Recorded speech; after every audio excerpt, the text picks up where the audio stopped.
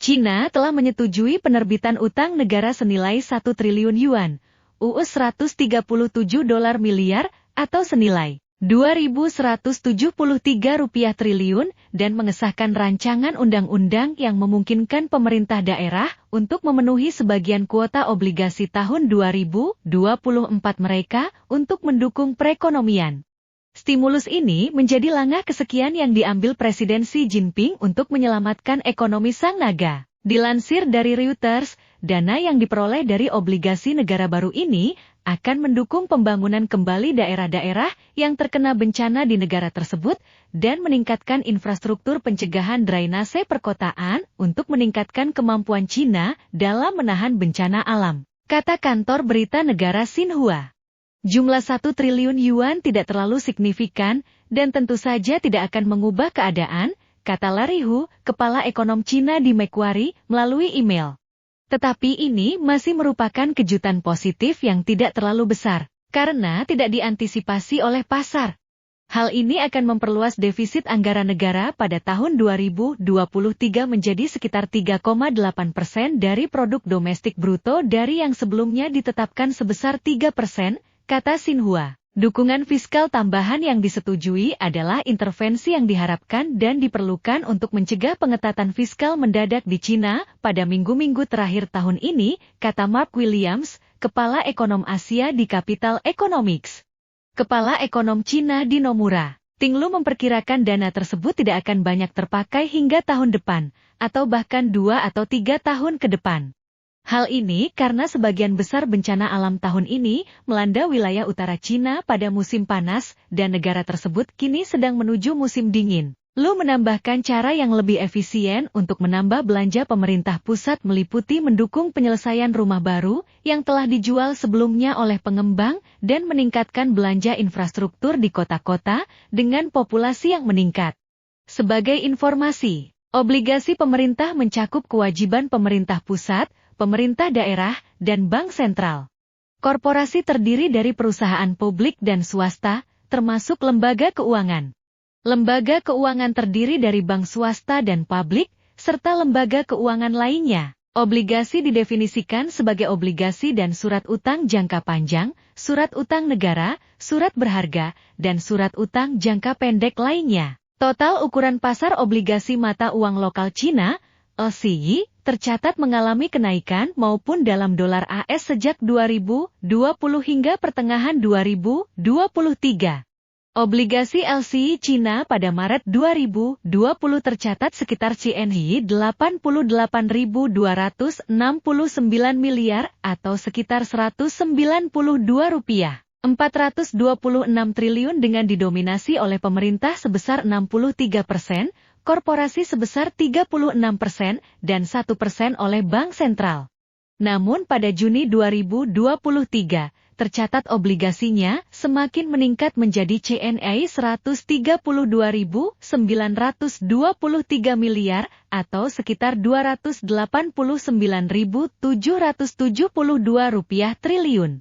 Angka tersebut naik 58% dalam sekitar 3 tahun terakhir dengan dominasi tetap oleh pemerintah yakni sebesar 66%. Sebagai tambahan, negara dengan perekonomian terbesar kedua di dunia ini tumbuh lebih cepat dari perkiraan pada kuartal ketiga, meningkatkan peluang Beijing untuk memenuhi target pertumbuhan sekitar 5% pada tahun 2023.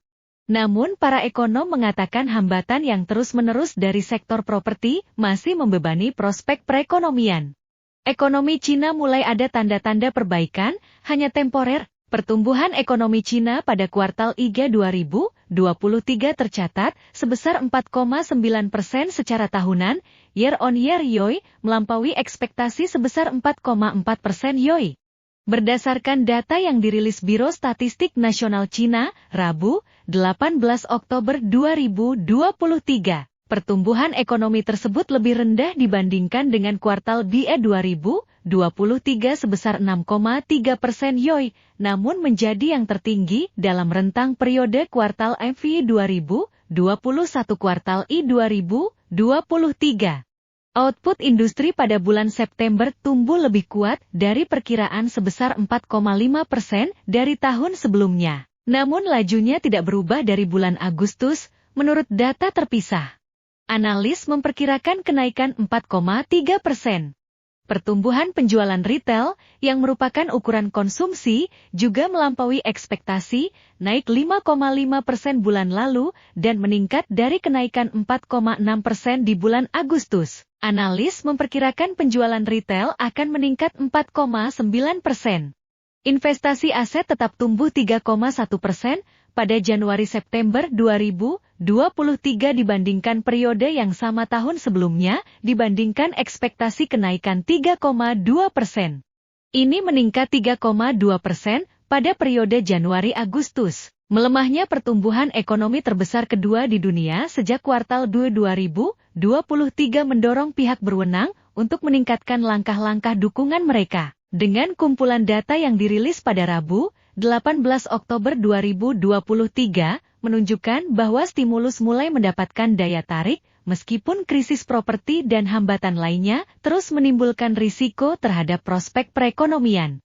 Pemerintah berupaya keras untuk memulihkan keseimbangan ekonomi. Dengan para pembuat kebijakan harus menghadapi krisis properti dalam negeri, tingginya angka pengangguran kaum muda, rendahnya kepercayaan sektor swasta, perlambatan pertumbuhan global dan ketegangan China-AS mengenai perdagangan, teknologi, dan geopolitik. Beijing dalam beberapa pekan terakhir telah meluncurkan serangkaian langkah-langkah, namun kemampuannya untuk memacu pertumbuhan telah dilumpuhkan oleh kekhawatiran atas risiko utang dan rapuhnya yuan, yang telah terpukul keras tahun ini karena melebarnya perbedaan imbal hasil karena suku bunga global tetap tinggi. Oleh kampanye pengetatan dari The Fed, krisis properti dan ekspor impor lesu. Penurunan yang semakin parah di sektor properti, yang menyumbang hampir seperempat output perekonomian, menimbulkan tantangan besar bagi para pembuat kebijakan dalam upaya mereka untuk menjaga pertumbuhan pada jalurnya. Data terbaru menggarisbawahi kekhawatiran tersebut. Investasi properti pada 9 bulan pertama tahun 2023 turun 9,1% dibandingkan tahun sebelumnya, setelah merosot 8,8% pada Januari-Agustus. Investasi aset tetap oleh perusahaan swasta turun 0,6% pada bulan Januari-September tahun ke tahun, menyoroti lemahnya kepercayaan sektor swasta. Terpuruknya sektor properti telah memukul beberapa pengembang terbesar di China. Masa tenggang untuk pembayaran kupon sebesar US$15 juta oleh Country Garden Holdings, pengembang properti swasta terbesar di China, telah berakhir pada hari sebelumnya, memicu kekhawatiran bahwa perusahaan tersebut telah gagal membayar utang luar negerinya. China melaporkan penurunan ekspor yang lebih kecil dari perkiraan pada September menurut data bea cukai yang dirilis Jumat, 13 Oktober 2023. Dalam dolar AS, ekspor terkontraksi 6,2% YoY pada September. Angka tersebut lebih baik dibandingkan kontraksi 7,6% yang diperkirakan oleh para analis dalam jajak pendapat Reuters. Impor juga terkoreksi 6,2% YoY dalam dolar AS pada September, sedikit lebih dalam dibandingkan koreksi 6% yang diperkirakan oleh jajak pendapat Reuters. Ekspor Cina telah terkoreksi sejak Mei tahun ini, atau 5 bulan terakhir. Sementara itu impor sudah terkontraksi sejak Maret 2023, atau selama 7 bulan beruntun. Perdagangan Cina merosot tahun ini di tengah lesunya permintaan global terhadap barang-barang Cina dan melemahnya permintaan domestik. Pemulihan negara dari pandemi ini melambat dalam beberapa bulan terakhir, terseret oleh kemerosotan besar-besaran di sektor real estate.